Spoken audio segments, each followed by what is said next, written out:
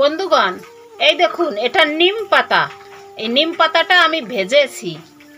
এখন আমি একটু বেগুন ভেজে নেব। আমি এবার বেগুন ভেজে নিলাম। ওই নিম পাতা দিয়ে বেগুন দিয়ে একসঙ্গে মেখে খেতে হবে, খুব সুন্দর লাগে।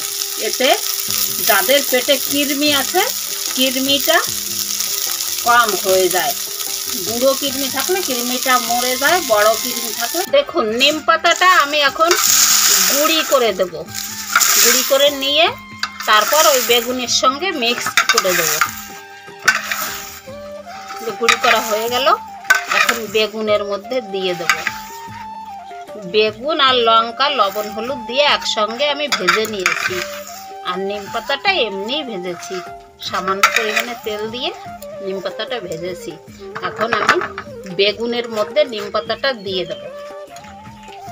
বেগুনের মধ্যে নিম পাতাটা দিয়ে দিচ্ছি।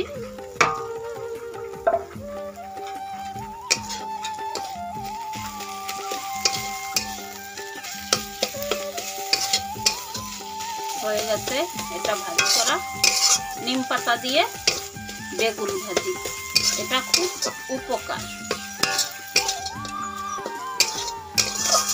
খুব ভালো লাগে এটা খেতে। এখন আমি নামিয়ে নেব।